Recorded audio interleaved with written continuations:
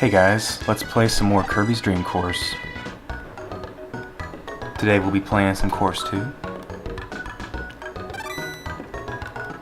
You know, it would be kind of nice if these courses had names, but that's the most minor of issues. Check out that Mode 7 clouds in the background. So this course introduces a new power, the Spark. Does a good job of showing off how the Spark can just obliterate obstacles like wispy woods. But be careful, it might run out. It never really runs out in-game. Nothing you have to worry about. This course also introduces some aerial enemies. This game does a good job of introducing new things throughout. As you can see, if you shoot a full power shot right here, you'll overshoot the first guy. So you gotta shoot at about 75%.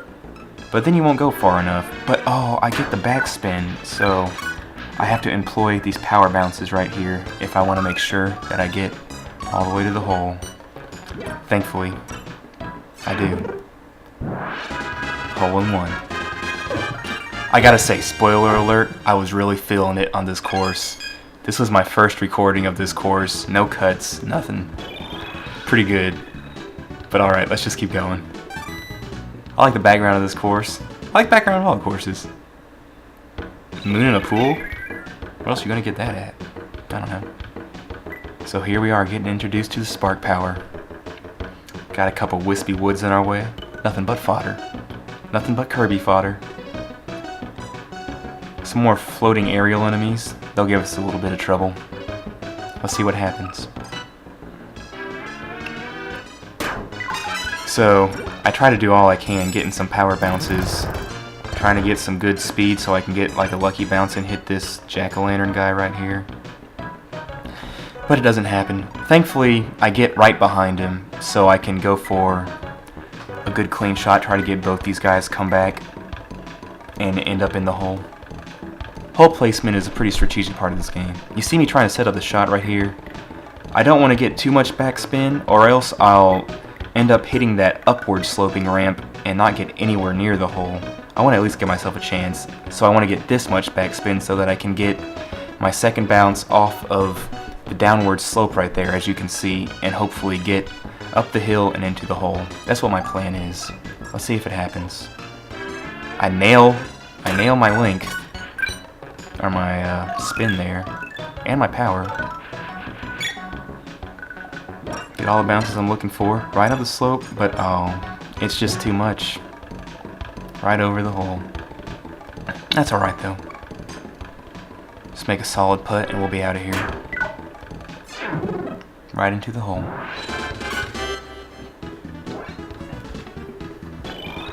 I have to wonder how that Saturn looking planet just got stuck like halfway in the ground. And all those stars?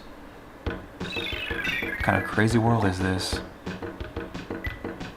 So this hole introduces some rotating platforms. They'll become trickier later on in the game, but for now, they're nothing. The secret on this hole is to just ignore them. Just go for your shot and do what you do. I use just the right amount of power. Come around. Oh, not quite enough? Oh, but the platform helps me out. It's like a ninja, you know? You gotta use your surroundings to your advantage. The Goro is like spazzing out in amazement. He's like, damn Kirby, I didn't even know you had skills like that. The scenery is so serene, even though it looks like a freeze frame of chaos. Moons and ponds and planets and land. Piles of stars. It's like a beautiful disaster inside of Kirby. Go ahead and check out our opponent on this course. Doing pretty good so far, got 2 strokes on him. Let's see what happens. Another thing the Spark does is it makes you invincible to things like the Kraken's lightning bolt there. See the wheel down there? That's going to be our next power. The wheel is really fun, like it is in every Kirby game. Go ahead and use the Spark right here to make sure I get through his blast. Get the wheel and bang, immediately. Oh, They're still setting up the holes for you to be able to get them just perfect. But if you want to get a hole-in-one right here, you got to power bounce. You got to power bounce all the way to the bank if you want to get in there, or else you're just not going to get far enough. That's the difference between power bounce and not power bounce, if you want an example. This is the first hole they tailor-make that you have to use the power bounce to get a hole-in-one. Other holes is possible, but it's impossible on this course without it. I mean, on that hole without it. This hole is a B. Let's go ahead and see what our opponent got on this hole. A 4. 4 looks like an outlier on his score, but no, it's really not. How would you possibly even get a hole-in-one on this course? I don't know. You just gotta take your lumps on this course and hope you can get away with like a 3. You just have to. That's sand. Urgh. I am furiously moving the cursor right there. Let's see what I can do though. As you can see right there, the wheel will get you right over the water, no problems. But that sand just slows you down so much on the ground, it basically makes ground shots impossible. You know what? That's alright though, we just gotta use a little bit of tricky mechanics here. I don't even know what I'm trying to do setting up this shot, I'm just trying to make something happen. But, you know, anything's better than nothing. I just gotta make sure I nail this guy and I'll be happy. It probably would have even been better if I would have tried to land like right where he is. That way I could have gotten a full power shot. A full charge aerial power shot right to the other guy in the hole. But, I know. Who cares? Use the wheel just to get away from that sand. I hate sand. It's the worst thing in the game, by far. So I end up over here. You'll be able to see that I take a long time trying to figure out how to make this shot. I'll be honest with you, I knew how good I was doing so far, so I wanted to make sure. This is a good technique to use. If you get just enough of a backspin, you'll only bounce back a little bit. So even if you overshoot a little bit, you'll just hop right back in the hole, you know? It's great. I'm really thinking about it right here, about how much power I want to use. I'm going to try to nail it. So let's see. I get that, but I really want the swish. Boom. Right in the hole. I was pretty happy with that shot, I gotta say. I love this background. I'll probably say that for the next 3 holes as well. Here's a really fun hole. Every hole in this game is pretty fun. There's never a dull moment when it comes to Kirby's Dream Course. See, we're going to get a umbrella here. Can you see what's going to happen? Can you see how it works? I missed both of my umbrellas in the last hole. This one's harder than all of them. I know that in the back of my mind when I'm taking this shot. Right off, umbrella into this guy. Right around the bend. Make sure you don't miss this one. Aim right for the hole. Oh, just barely in. There was a mini fist pump right after that hole. It's a pretty good one. Even Kirby likes it down there in the corner. It's hard to notice when you're playing, but as a spectator, you should keep an eye on Kirby's expressions down there in the corner. Some of them are pretty funny. Something to keep an eye on throughout the game. Kirby always has pretty funny expressions. So this grass is a new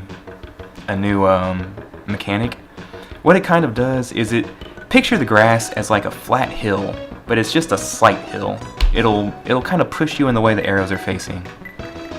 So my plan for this hole is to wait for the Goro, aim a little bit off to the side, and try to get just enough power that the grass will shave me into the hole, so to speak, or shape me. Maybe that's a better word. I get good timing on the Goro. Oh, but just not quite enough speed. Still pretty happy with that shot, though, I gotta say. This hole is really bad when you don't... Like, that shot was really good. You know, it's hard to make this hole... Like, if I would have landed in the grass right there, I would have gone for an aerial shot to get in the hole here. That's how much I don't like the grass. But, hey. It's just like it harkens back to golf, you know? The closer you get to the hole, the less you have to deal with the slope of the course. So this blue thing with white lines over it, It's not immediately obvious what it does. Think of it kind of like an air vent. Like one of those heating vents that was in your grandpa's house on the ground. You know, he was coming out of it. It's kind of like that. It raises Kirby off the ground.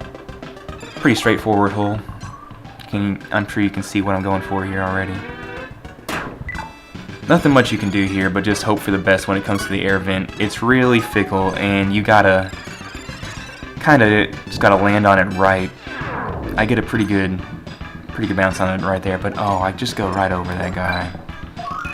Thankfully, I get to the Kaboo at least, so I can go for a hole in 2.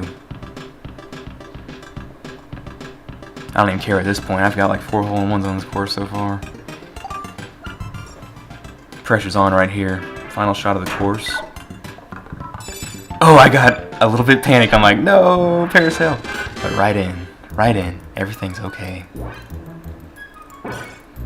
Pretty good course play on this course, if I do say so myself.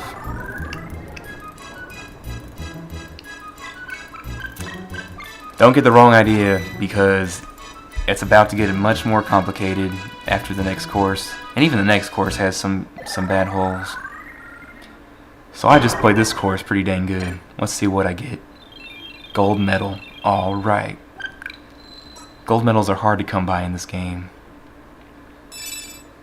Even Kirby's happy. Check out this cool dance we get. Yay. Why does Kirby always split into 3 Kirbys in the Kirby games? Is that just like the nature of Kirby? When he gets really excited, he splits into, like, more Kirbys? I don't know. There's a sex joke in there somewhere, but I'm not going to go there. This LP was not made for that.